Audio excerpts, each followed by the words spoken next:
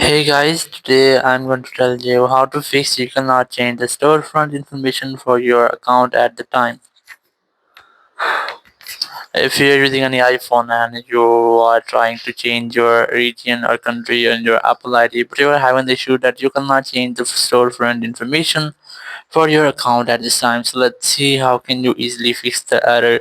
So the very first thing, you have to make sure that you have a strongest internet connection, and you have to after make sure that your VPN is not connected. So open settings, go for general, go for VPN and device management. You have to make sure that your VPN is not connected, or if you have any connected VPN, try to disconnect with that. Then select transfer reset iPhone, select reset network settings, enter your passcode, and all of your network settings will be reset. It will not delete your data, so you can easily try this fix.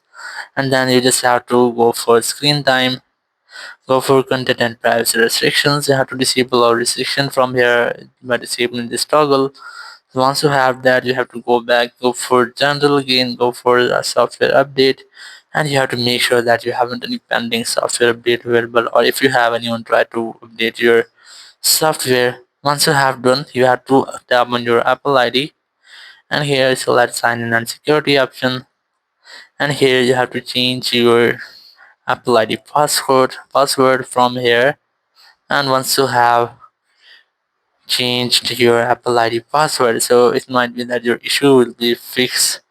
Or if you're still having the same issue, so now what you have to do, you just have to open up your app store and then tap on your profile in the top right corner, then select your Apple ID from here.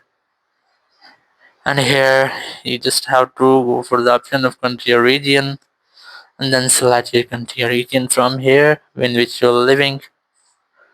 For example, I'm going to select this one, select that, then select continue, and then tap on agree option in the top right corner. And here you just have to enter your payment method. You just have to add your payment methods with your credit card or debit card, or you can add people if you want to add.